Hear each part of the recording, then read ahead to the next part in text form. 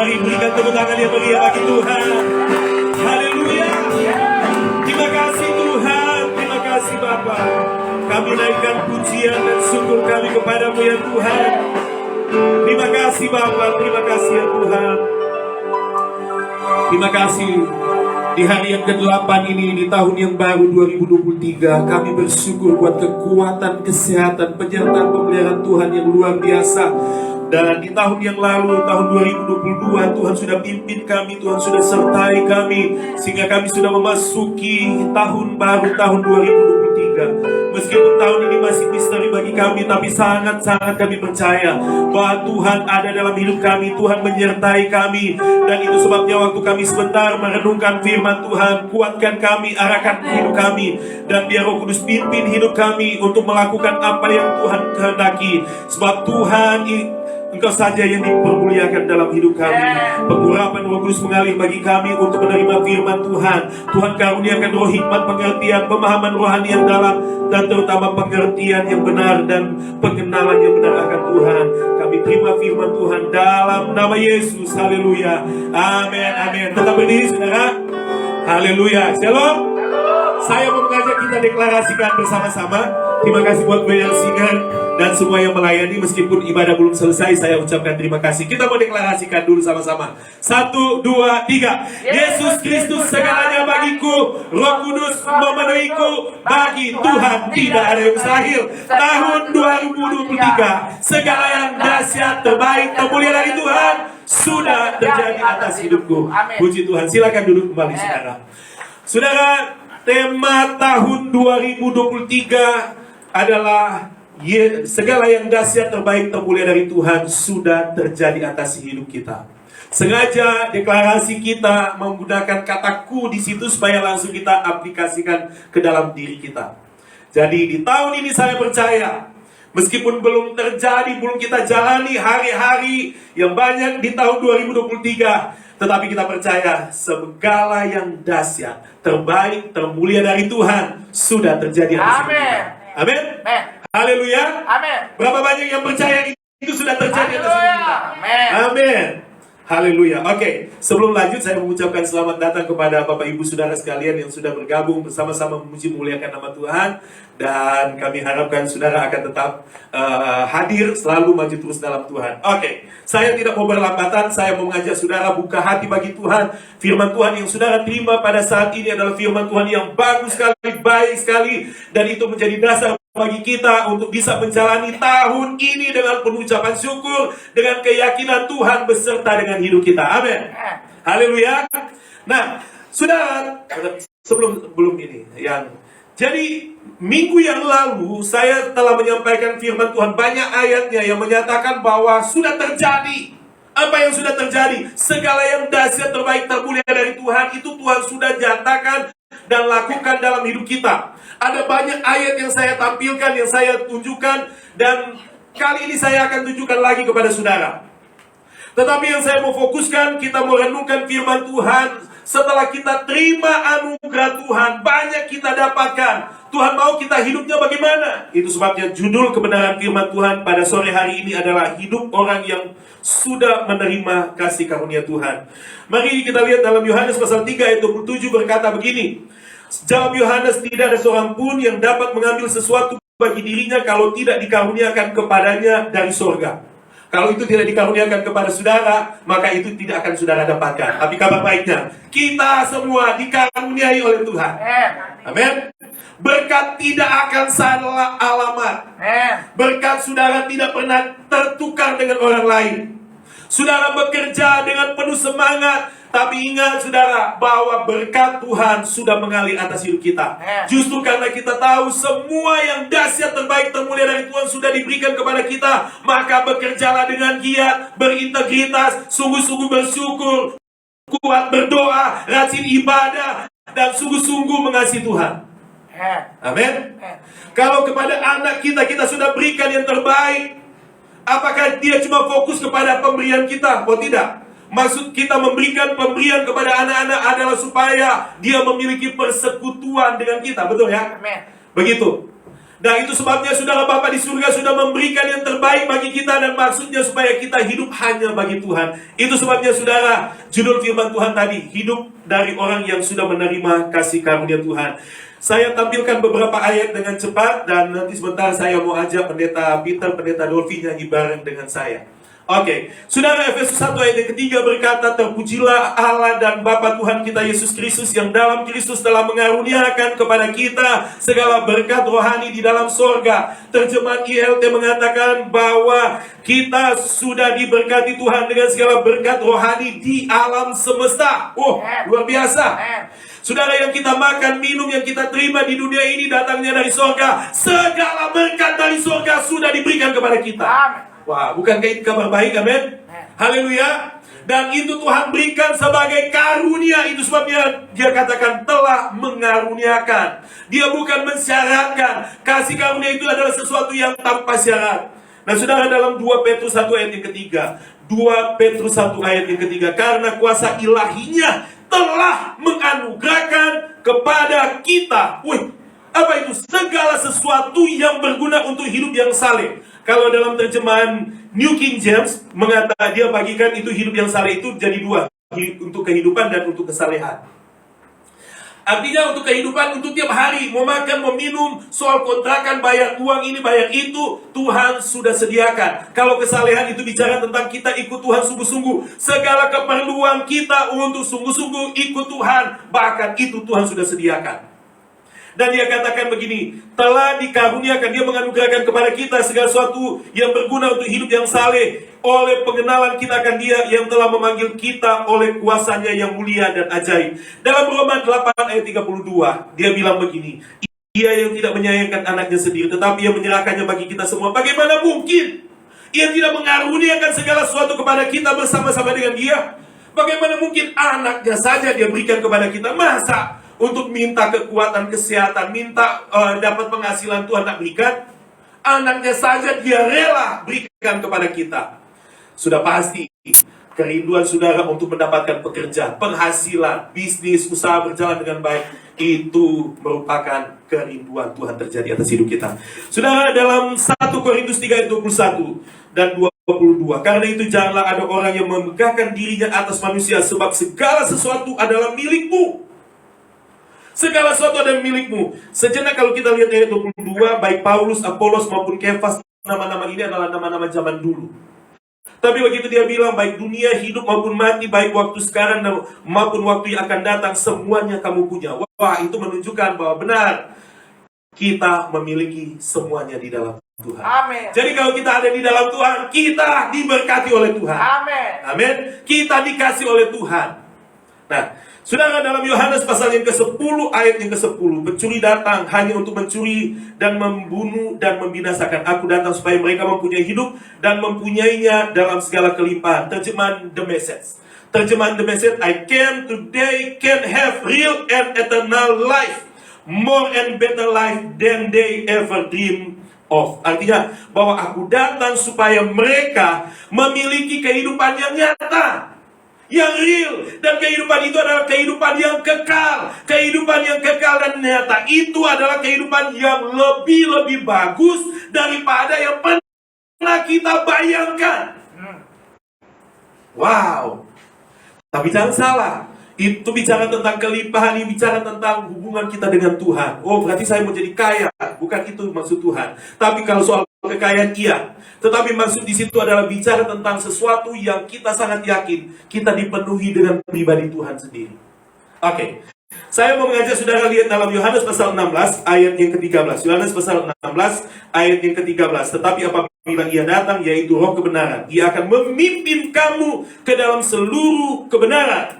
Jadi maksudnya ini Tuhan tunjukkan, oh, semua yang dahsyat, terbaik, termulia dari Tuhan sudah diberikan kepada kita. Dia tunjukkan kebenaran supaya kita fokusnya kepada Kristus. Nah, dia bilang begini, sebab ia tidak akan berkata-kata dari dirinya sendiri, tetapi segala sesuatu yang didengarnya itulah yang akan dikatakannya, dan ia akan memberitakan kepadamu hal-hal yang akan datang. Ia akan memuliakan aku, sebab ia akan memberitakan kepadamu apa yang diterimanya daripadaku. Perhatikan ayat 15. Segala sesuatu yang Bapa punya adalah aku punya. Sebab itu aku berkata, ia akan memberitakan kepadamu apa yang telah diberikannya daripadaku. Segala sesuatu yang Bapa di surga punya adalah miliknya Yesus. Nah, menarik sekali ayat di Yohanes pasal 17 ayat 22. Next, dikatakan begini, aku telah memberikan kepada mereka kemuliaan yang engkau berikan kepadaku. Tadi kan dia bilang begini, yang Bapa punya itu aku punya. Lalu dia bilang begini, dan aku telah memberikan kepada mereka kemuliaan yang engkau berikan kepadaku, supaya mereka menjadi satu sama seperti kita adalah satu. Oh, berarti segala kemuliaan Bapa sudah ada di dalam Kristus, dan Kristus telah memberikan semua kemuliaan itu kepada kita. Amin. Berarti kita memiliki kemuliaan Kristus. Jadi kita sudah menerima yang namanya segala yang dahsyat, terbaik, termulia dari Tuhan sudah ada dalam hidup kita. Itu sebabnya dalam kitab Matius pasal 13 ayat 11 dan 12, jawab Yesus, kepadamu diberi karunia untuk mengetahui rahasia kerajaan surga, tetapi kepada mereka tidak. Perhatikan ayat 12. Dia katakan begini, siapa yang mempunyai kepadanya akan diberi sehingga ia berkelimpahan. Tetapi siapa yang tidak mempunyai, apapun juga yang ada padanya akan diambil daripadanya.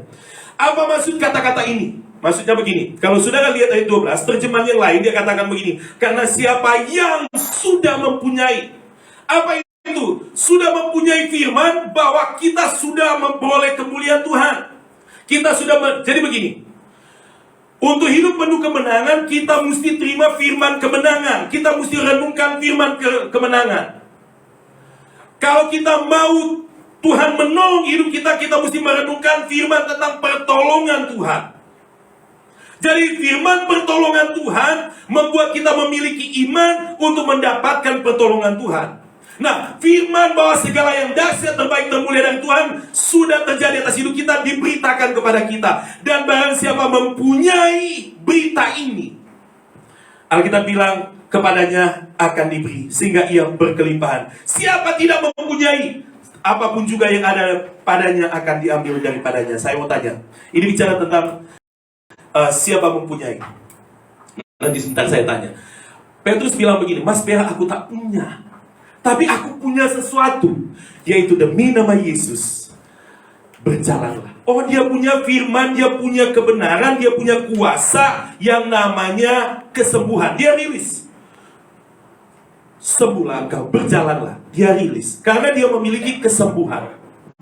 Nah, saudara, artinya kita mesti memiliki itu dulu dalam diri kita. Saya mau tanya kepada saudara, siapa yang percaya sudah diberkati Tuhan? Amin. Siapa yang percaya tahun ini saudara sehat dan kuat? Amin. Siapa yang mau bilang begini, Pak Pendeta, saya mau rugi tahun ini? Ada? Ada. Kalau boleh saya sakit-sakitan tahun ini? Enggak. Kita semua mau sehat dan kuat. Urusan kerja Tuhan buat lancar. Tetapi kita tidak tahu. Saudara, orang cari kerja sekarang pakai kuasa kegelapan. Untuk naik jabatan pakai kuasa kegelapan. Tapi kita tahu kuasa Tuhan lebih tinggi dari semuanya. Amin, saudara. Amen. Jalankan bisnis, tetangga jalankan bisnis pakai kuasa kegelapan. Macam-macam, semua orang pakai dukun-dukun segala macam. Tapi kita tahu Tuhan beserta dengan hidup kita. Yes. Haleluya.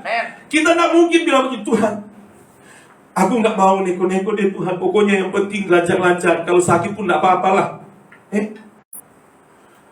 Ada pada kita, maka yang ada pada kita itu yang bisa kita berikan kepada orang. Betul? Bisa nggak kita memberikan kepada orang yang tidak ada pada kita? Nah, bisa. Kita bisa memberi kepada orang karena kita punya. Di dalam Tuhan ada sakit nggak? Enggak. Tapi kok saya sakit?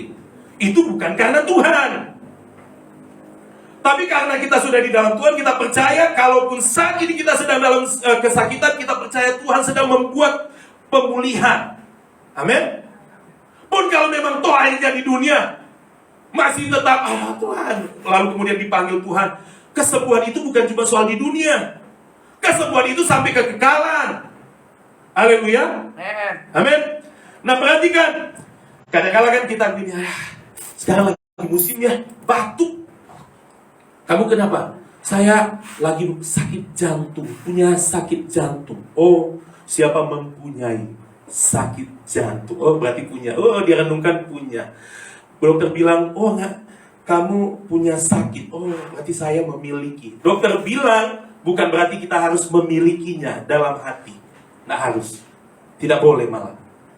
Tapi Tuhan bilang, siapa mempunyai? Oh, saya punya kesehatan. Barang siapa mempunyai kesehatan, kepadanya diberi kesehatan, sehingga ia berkelimpahan kesehatan. Kalau saudara bilang begini, saya percaya tahun ini saya sudah diberkati Tuhan, sehingga saya memperoleh penghasilan tahun ini. Masih cari kerja sih, tapi saya percaya Tuhan sudah buka jalan. Kalau Tuhan buka jalan, saya mempunyai solusi dari Tuhan. Kepadanya akan diberikan solusi, sehingga ia berkelimpahan solusi. Tapi kalau begini, oh saya kayaknya sulit, saya banyak kesulitan. Siapa mempunyai kesulitan dalam hatinya, oh sulit terus, sulit. Kepadanya diberi kesulitan, berkelimpahan kesulitan. Tapi kalau kita bilang, saya tidak punya kesulitan, frasa yang kedua, apapun kesulitan yang ada padanya, diambil daripadanya. Amin. Saudara, kita mungkin banyak kekurangan, banyak kelemahan. Memang manusiawi, sangat manusiawi itu. Tapi Tuhan ada dalam hidup kita. Bagi Tuhan tidak ada yang mustahil. Segala yang dahsyat terbaik termulia dari Tuhan sudah terjadi atas hidup kita. Saudara, berarti segala yang dahsyat. Tampilkan sebentar, Givan. Oke, next. Berarti semua daftar ini, saya harap bisa terbaca ya. Kita sudah memiliki segala yang dahsyat terbaik termulia dari Tuhan. Sudah terjadi atas hidup kita di tahun 2023. Hidup baru Tuhan sudah berikan. Kita sudah menerima kasih karunia, kita sudah menerima keselamatan, hidup kekal, pengampunan, pembenaran, kekudusan, pemulihan, kemenangan, kekuatan, kesehatan, kesembuhan, perlindungan, pemeliharaan, sukacita, damai sejahtera, pertolongan, jalan keluar, kebaikan, kuasa, kebenaran, dan seterusnya. Tuhan sudah berikan kepada kita.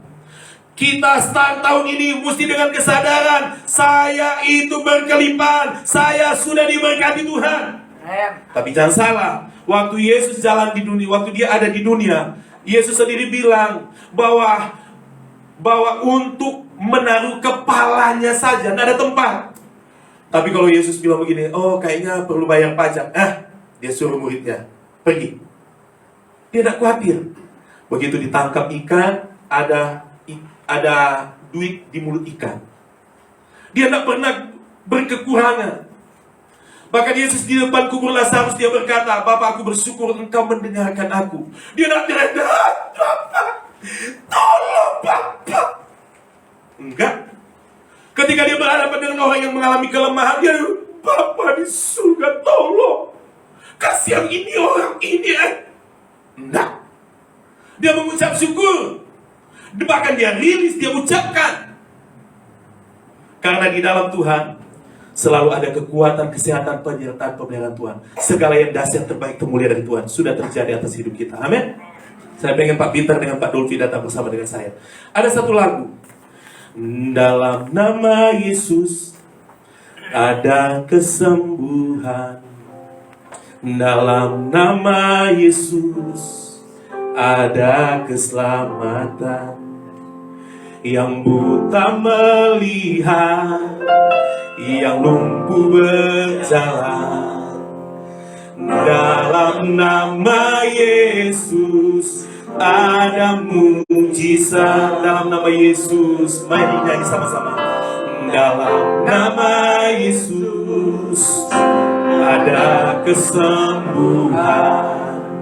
Dalam nama Yesus ada keselamatan, ada keselamatan. Yang buta melihat, yang buta melihat, yang lumpuh berjalan. Dalam nama Yesus, dalam nama Yesus ada mujizat. Katakan nama Yesus, nama Yesus.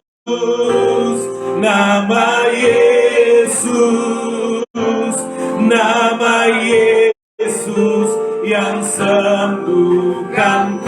Nama Yesus, nama Yesus, nama Yesus, nama Yesus yang pulihkanku.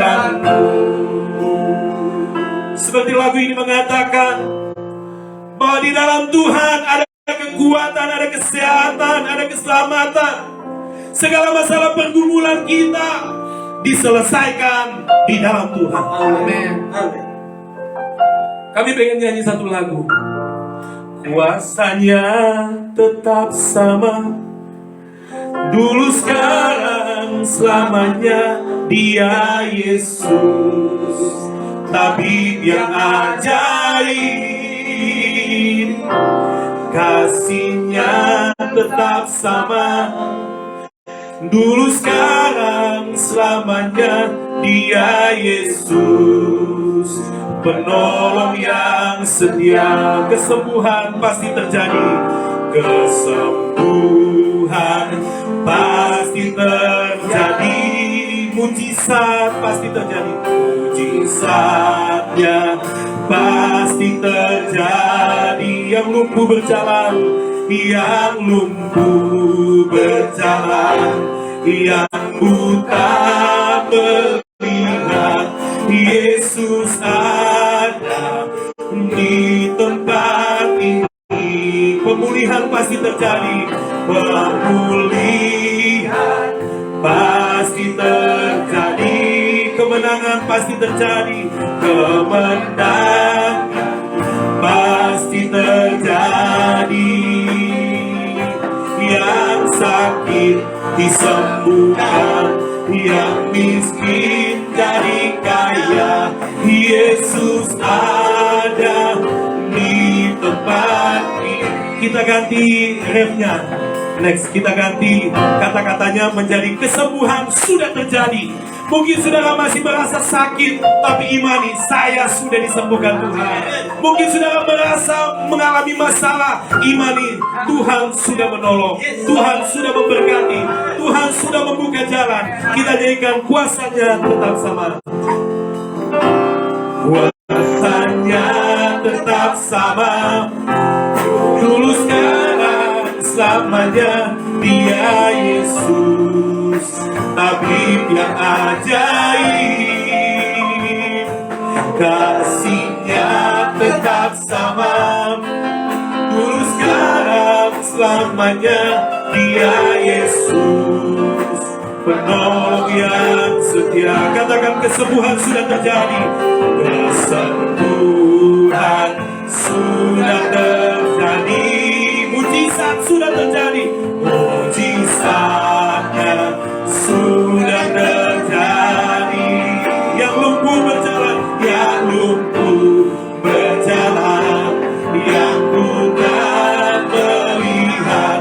Yesus ada di tempat ini. Pemulihan sudah terjadi, pemulihan sudah terjadi, kemenangan, kemenangan sudah terjadi. Yang sakit disembuhkan, yang sakit disembuhkan, yang miskin jadi kaya.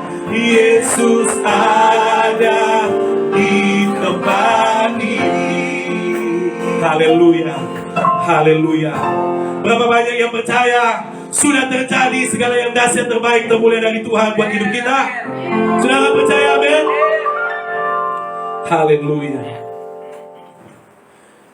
Ada satu lagu lagi, dia katakan begini.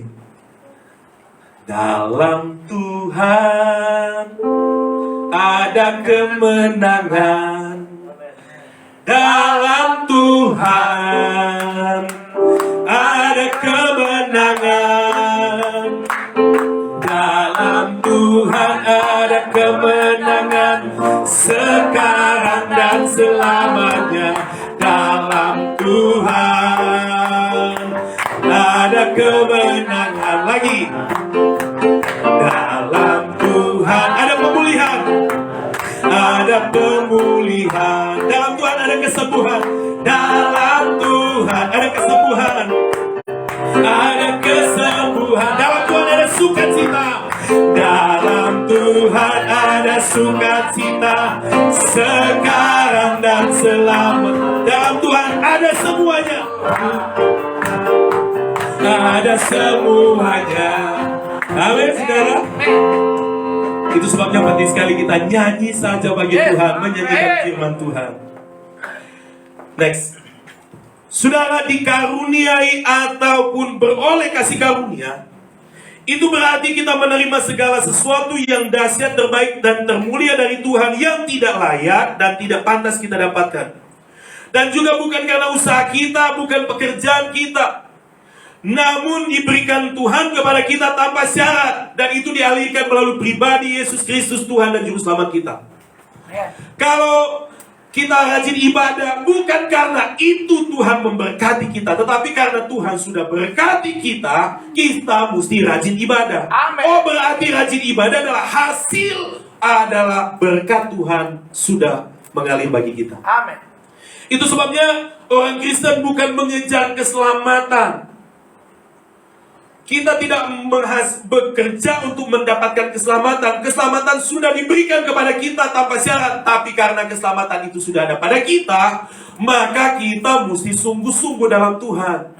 Berarti sungguh-sungguh dalam Tuhan merupakan hasil bekerjanya keselamatan dalam diri kita. Kalau yang di seberang-seberang sana, ya masih ada insya Allah.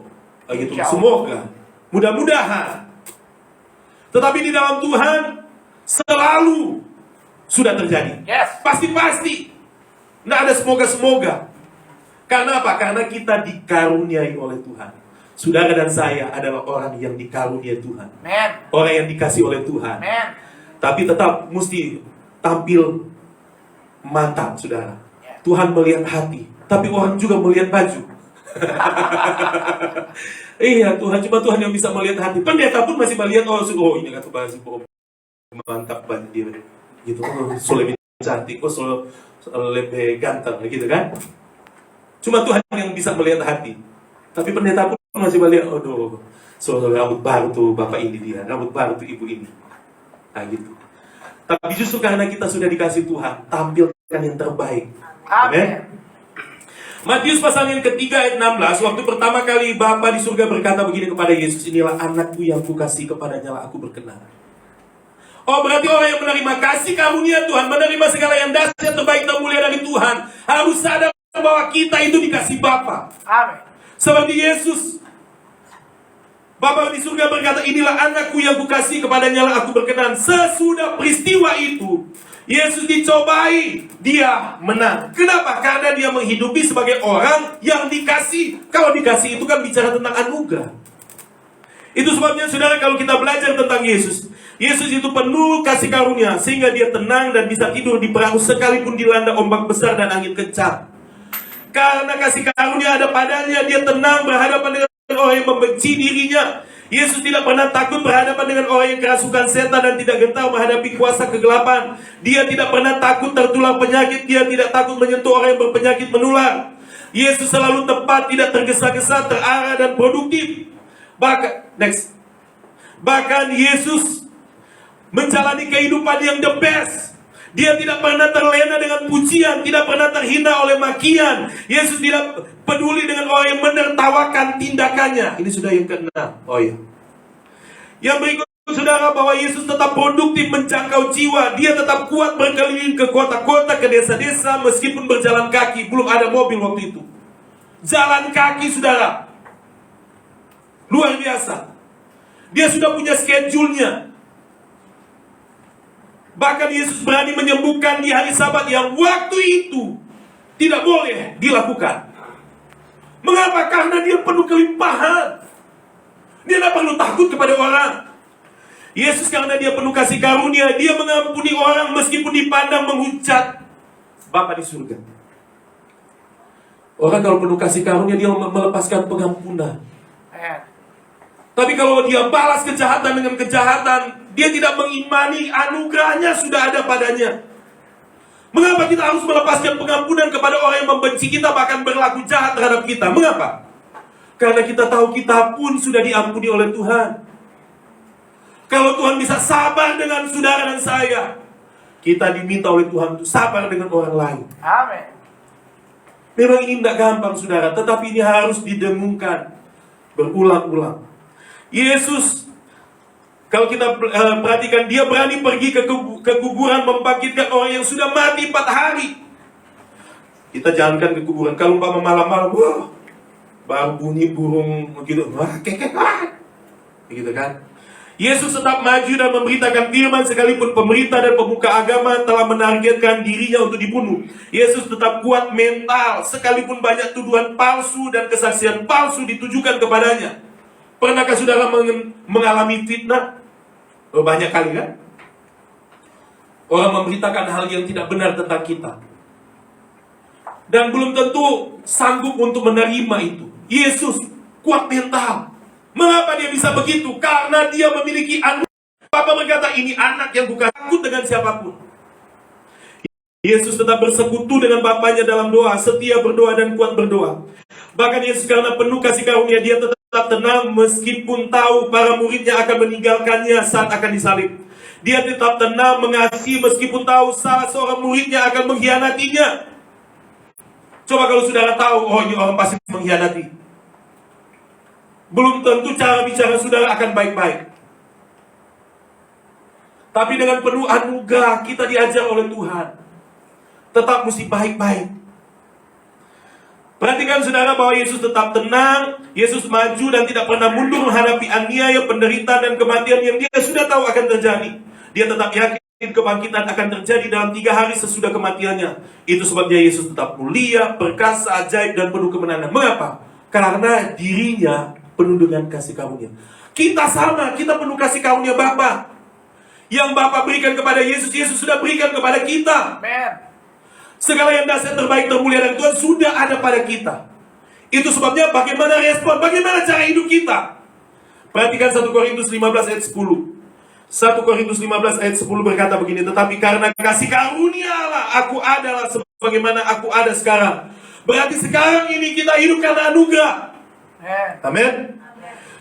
Dan kasih karunia yang dianugerahkannya kepadaku tidak sia-sia. Dalam terjemahan King James mengatakan begini, dan kasih karunia-Nya yang telah dianugerahkannya kepadaku tidak sia-sia. Berarti di bagian ini karena kita memiliki anugerah, hidup kita sangat bermakna. Tidak ada yang sia-sia. Kegiatan kita, kegiatan yang memiliki arti. Perkataan kita bukan perkataan sia-sia. Tindakan-tindakan kita adalah tindakan yang memiliki makna memberkati banyak orang. Mengapa? Karena kita memiliki kasih karunia Tuhan. Dan dia bilang begini, sebaliknya aku telah bekerja lebih keras daripada mereka semua, tetapi bukannya aku, melainkan kasih karunia Allah yang menyertai aku. Oh, berarti karena kasih karunia Tuhan, kita mesti kerja lebih keras. Kita mesti lebih sungguh-sungguh mengikut Tuhan. Segala tantangan apapun tidak boleh membuat kita mundur. Orang mau bilang apa tentang kita, lepaskan pengampunan kepada mereka. Orang mau bicara apa tentang kita mengikut Tuhan, maju terus. Kita mesti layani Tuhan tanpa pamrih. Dan kita harus maju terus dalam Tuhan. Tahun 2023, segala yang dahsyat, terbaik, termulia dari Tuhan sudah terjadi atas hidup kita. Amin, saudara. Kita tidak perlu khawatir. Makanya karena kita sudah tahu, kita sudah diberkati, bekerja sungguh-sungguh, jalankan bisnis dengan baik, tidak perlu tipu-tipu. Karena kita tahu berkat gak kemana. Amin. Saya mau mengajak saudara perhatikan dengan cepat 5 kebenaran hidup orang yang sudah menerima kasih karunia. Perhatikan baik. Yang pertama saudara, hidup orang yang sudah menerima kasih karunia Tuhan, hidupnya adalah hidup dalam rencana Tuhan. Ingat saudara, segala yang dahsyat, terbaik, termulia dari Tuhan itu memang disengaja, katakan sengaja. Itu direncanakan, bukan tiba-tiba. Dia sudah berikan kepada kita, dirancang oleh Tuhan. Kalau Efesus pasal 1 ayat 4 sampai ayat yang ke-6 mengatakan bahwa sebelum dunia dijadikan, dia sudah rencanakan, dia sudah desain, dia setting, dia sengaja supaya kita dirancangkan yang terbaik. Kabar baiknya, saudara, di bagian yang pertama ini tidak ada rancangan Tuhan yang gagal. Amin, saudara. Kalau hari ini engkau mengalami kerugian, itu mungkin bisnismu, tapi engkau tidak direncanakan untuk rugi. Engkau direncanakan untuk penuh kemuliaan Tuhan. Kalau seandainya rugi tahun ini, mengalami kerugian di beberapa hari, maju terus. Amin. Amin. Pemenang, dia tidak memandang segala kekurangan, dia maju, dia belajar lebih lagi. Yang kedua, saudara, orang yang menerima atau yang sudah menerima kasih karunia Tuhan, hidupnya dasarnya adalah firman. Mesti rajin baca Alkitab. Saudara, Raja Daud adalah raja yang paling banyak menang, penuh kemenangan selama dia memerintah Israel. Tidak ada satu panah, tidak ada pasukan manapun yang pernah menerobos Yerusalem sebagai ibu kota dari Israel. Tidak pernah. Dan dalam Mazmurnya, dalam Mazmur pasal yang pertama, dia berkata, berbahagialah orang yang merenungkan Taurat Tuhan siang dan malam. Dia tahu kemenangannya itu bukan karena usahanya, kemenangannya bukan karena dia jago mainkan pedang. Alkitab berkata, walau 1000 lembah di sebelah kiriku, 10.000 lembah di sebelah kanan, itu bukan karena arti cuma kiasan. Enggak, dia jago main pedang, saudara. Jago dia. Syat, syat, syat, syat, syat, syat, syat, syat, syat.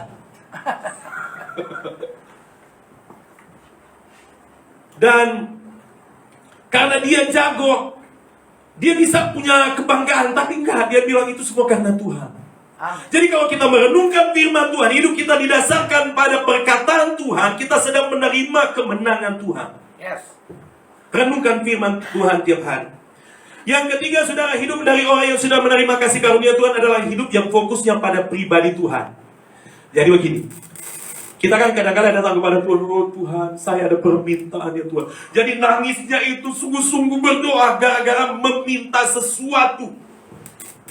Makanya Tuhan sudah memberikan segala sesuatu itu supaya kalau kita datang kepada Tuhan bukan lagi karena sesuatu.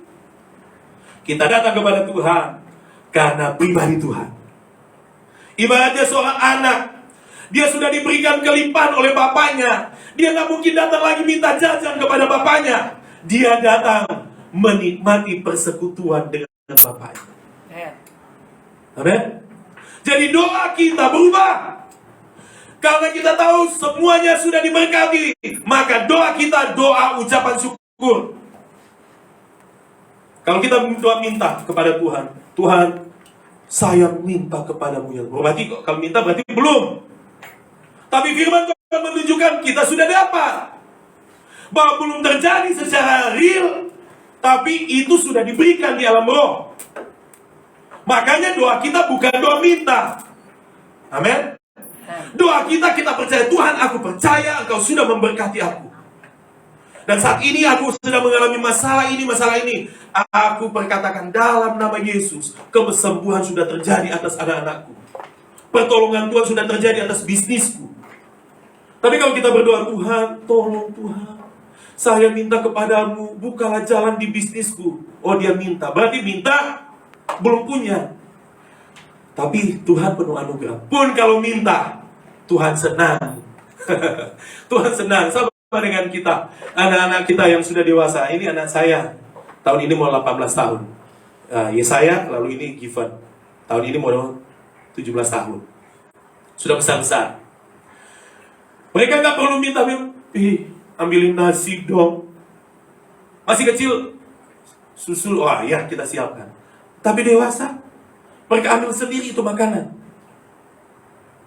Karena mereka tahu sudah tersedia. Kalau uang jajan sudah tersedia, nggak mungkin mendekati cuma perlu uang. Ya, enggak, nah ini. Tapi so tahu apa maksud itu dia. Apa? Jajan toh? Iya. Tapi kalau sudah diberikan, dia mendekati bukan karena sesuatu, tapi karena pribadi. Nah itu Tuhan mau. Makanya di bagian yang ketiga ini fokusnya kepada Tuhan. Jangan fokus kepada sesuatu. Sesuatu itu urusan dunia. Tapi pribadi itu kekekalan.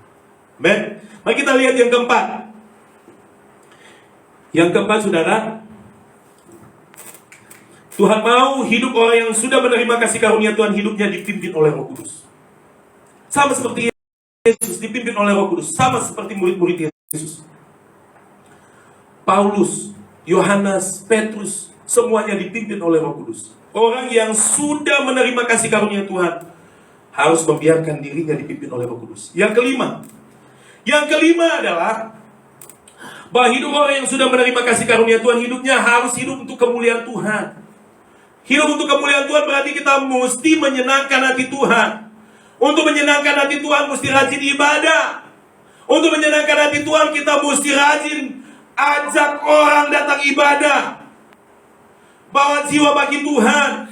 Untuk menyenangkan hati Tuhan, mesti dukung pekerjaan Tuhan, melayani Tuhan. Bukan rumah saudara untuk dijadikan tempat ibadah, komsel. Haleluya. Amin.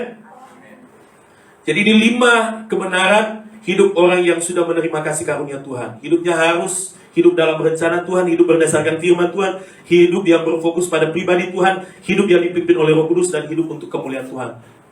Setelah saudara lihat, nggak gampang loh. Bener loh, nggak gampang. Makanya untuk alami ini, karena ini nggak gampang loh ini. Kita harus dilahirkan baru. Bener loh. Emang kita tahu rencana Tuhan? Kita cuma percaya kok. Ya kan? Nah makanya saudara, di slide berikut ini saya mau dengan cepat menampilkan kepada kita perlu yang namanya lahir baru. Nah di sini ada Alvaris. Alvaris kemarin sudah dibaptis pada tanggal 26 Desember. Sebentar dia akan terima surat baptis. Maksud dari baptisan itu karena sudah terjadi kelahiran baru. Kita harus hidup baru, menerima kelahiran baru di dalam Kristus, supaya kita bisa menghidupi, menikmati segala yang dahsyat, terbaik, termulia dari Tuhan. Next. Dalam rancangan Tuhan, saya ceritakan rancangan Tuhan dengan cepat ya. Kita dulunya adalah orang yang sangat dikasih oleh Tuhan. Tetapi kemudian, next, namun kita jatuh dalam dosa. Next, Ivan. Kita jatuh dalam dosa. Yang tadinya hatinya bersih di hadapan Tuhan, sekarang menjadi hati hitam penuh dosa. Kita menjadi orang yang pamalawang, istilahnya orang Manado. Kita adalah kepala batu, nggak dengar-dengaran, melawan Tuhan. Bahkan kita ditipu atau penuh dengan dosa, beban dosa banyak sekali, karena hati kita hitam karena dosa. Tapi Tuhan menetapkan, Bapa menetapkan bahwa jalan keselamatan, keampunan adalah melalui Kristus. Di kayu salib, Kristus mati bagi kita. Tapi juga bersama itu, di kayu salib, kita juga sudah mati bersama Kristus. Itu sebabnya, saudara, makna baptisan, makna perjamuan kudus, makna orang Kristen. Yesus sudah mati, dikubur dan bangkit. Sekarang manusia lama sudah mati, manusia lama saya sudah dikuburkan, saya bangkit jadi manusia baru. Amin, saudara. Nah, saudara, yang berikut, saudara, karena kita yang dulunya penuh dosa, next, ya, betul. Kita yang penuh dosa sudah mati. Saya tampilkan ya.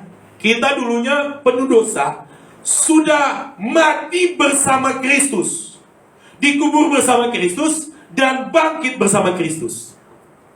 Next. Jadi manusia lama kita sudah mati, dikuburkan, dan kita adalah ciptaan baru. Katakan, saya ciptaan baru.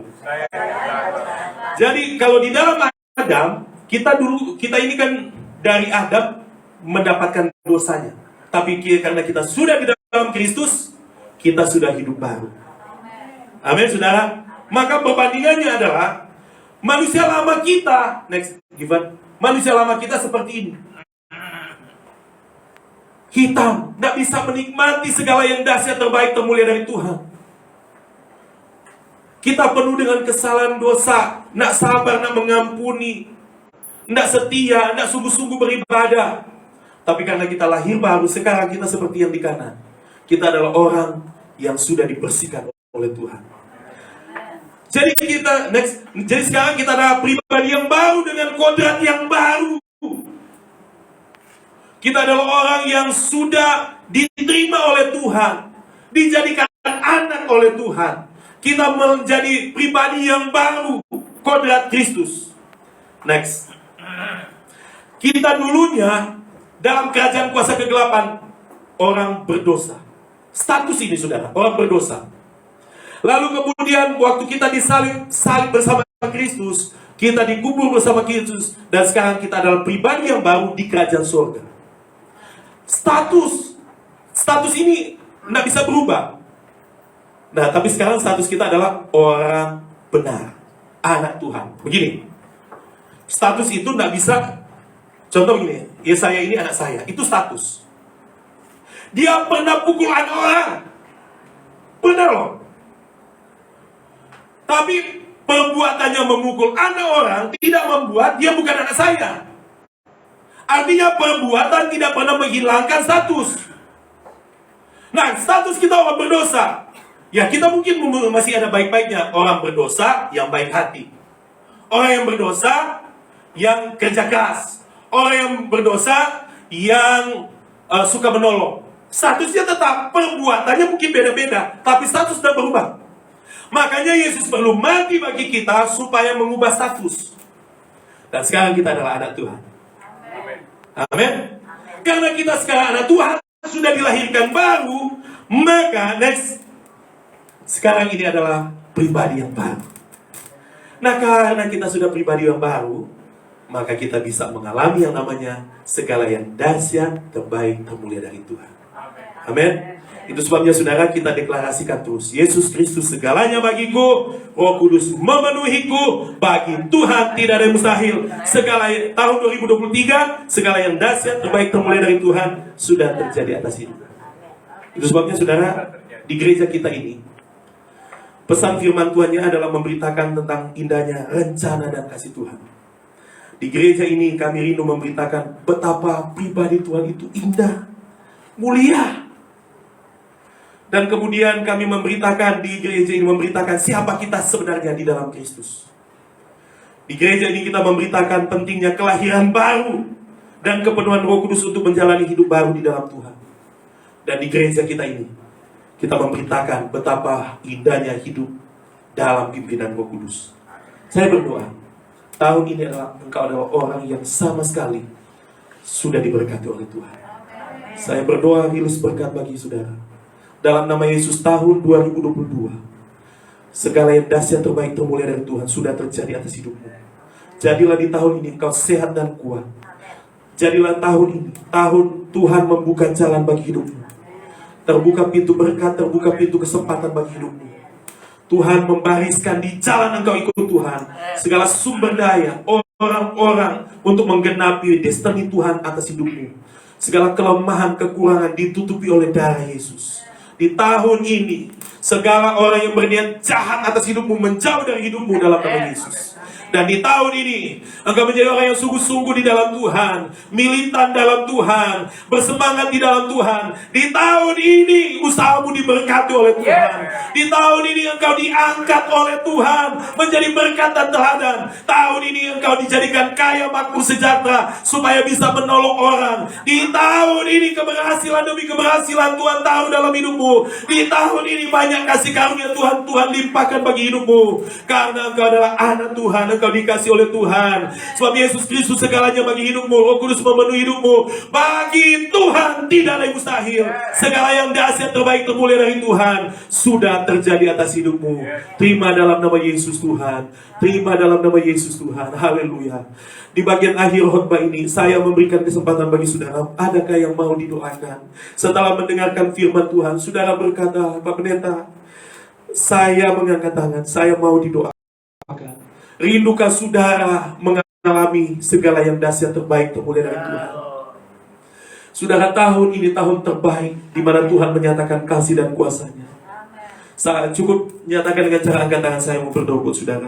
Dan ketika saya berdoa sebentar, mungkin saudara akan menyusul untuk mengangkat tangan. Tapi saya mendorong saudara, tindakan iman sekecil apapun, cukup dengan angkat tangan sebenarnya, maka Tuhan memandang iman kita dan Dia menghargai. Haleluya. Haleluya. Haleluya. Bagi Tuhan tak ada yang mustahil. Kita nyanyikan lagu ini. Dan kita berdiri bersama-sama. Bagi Tuhan tak ada yang mustahil. Bagi Tuhan tak ada yang tak mungkin. Mujizatnya disediakan bagiku, ku diangkat dan dipulihkan.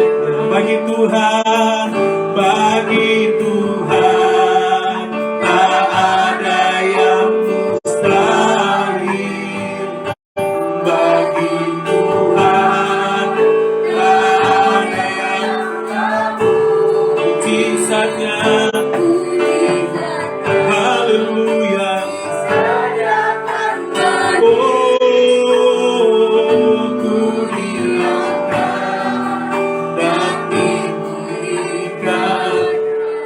Haleluya. Adakah yang mau didoakan? Cukup dengan cara angkat tangan saya berdoa buat saudara. Bapa dalam surga, saat ini aku berdoa untuk beberapa kami yang mau didoakan. Hamba tidak tahu, kami tidak tahu pergumulan kami. Saat ini aku berdoa dalam nama Yesus. Setiap kami yang ada saat ini, yang membutuhkan topangan doa, Tuhan jamah, Tuhan alihkan anugerah, Tuhan buka jalan, Tuhan nyatakan kuasa pemulihan, kemenangan, kekuatan. Yang sakit disembuhkan, yang mengalami masalah ekonomi, Tuhan pulihkan dan berkati keuangan dalam nama Yesus Tuhan. Dan dalam nama Yesus berdoa bagi kami semua. Saya pengen kali ini semua mengangkat tangan. Dalam nama Yesus berdoa, semuanya dijamah oleh Tuhan, menjadi sungguh-sungguh dalam Tuhan, menjadi militan dalam Tuhan. Aku berdoa mengalir roh hikmat, pengertian, ketajaman ilahi dan percepatan daripada Tuhan. Di tahun ini apa yang sulit sudah disingkirkan oleh Tuhan, supaya kami semua adalah orang-orang yang sungguh-sungguh di dalam Tuhan. Terima dalam nama Yesus. Haleluya. Amin, amin. Silakan duduk kembali saudara.